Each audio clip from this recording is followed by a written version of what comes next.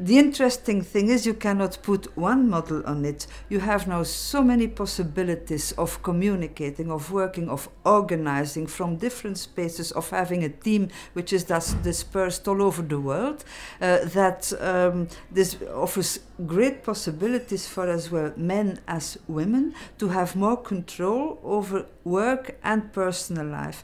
And it doesn't mean that those people want to work less. They are passionate about their work, but they want to have a better distribution and better control and more flexibility. If there is an emergency in your personal life, a child is sick or whatever, that you can adapt your working times.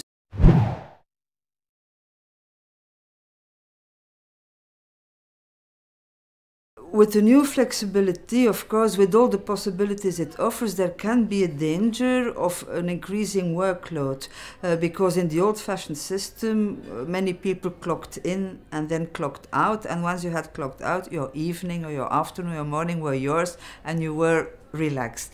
Now, of course, you can always be reached, you can always be called, you can always be requested to do something. So there is a danger. It needs also a lot of management, personal management, of not allowing yourself to be overloaded with work.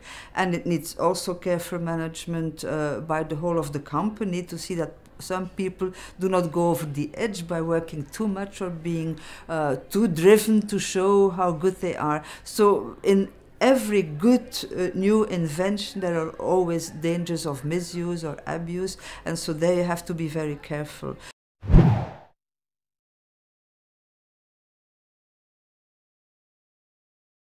I've been a journalist for most of my working life, and then I've been an advisor and speechwriter to the Prime Minister of Belgium for 2 years.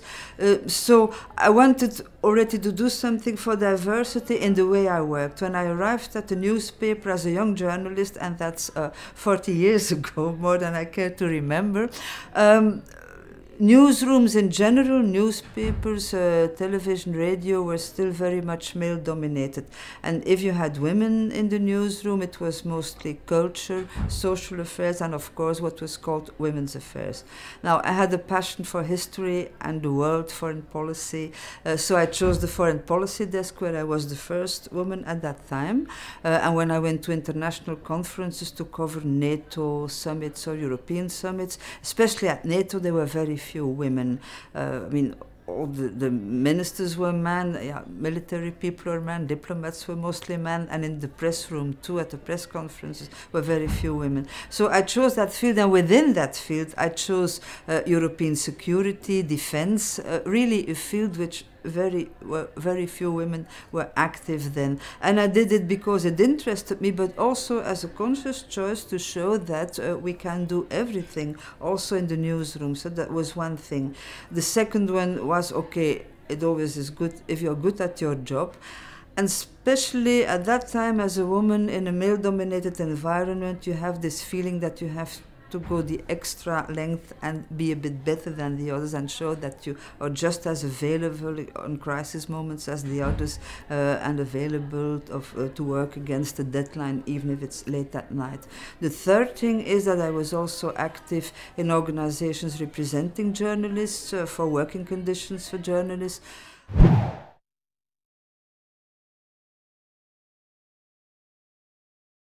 I could see that sometimes there is quite a discrepancy about what media and newspapers say and write and how they are run themselves.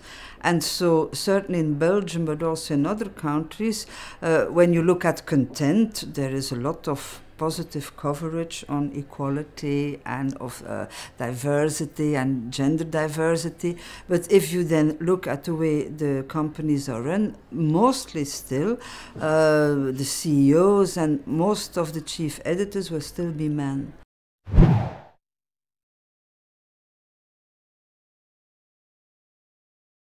Well, JUMP in general as an organization, and by organizing events like this, is extremely important. First, to increase awareness of what has been done but what still remains to be done, to tell women themselves that instead of thinking, oh, this is not compatible with my life, of going to their company and say, okay, what can we do together to see to it that I can do my job very well and at the same time have a satisfying personal life. So we hear examples here where it's possible, where companies themselves ask women, okay, you said you couldn't do the job because you are a single mother. What can we do for you to help you and do it together? So it's extremely important to tell women that they can have expectations, must have ambitions, and that especially now with all the new ways of working, there are very good ways of combining not just a job but a career with having a personal life, a family, etc. And so JUMP does a very important job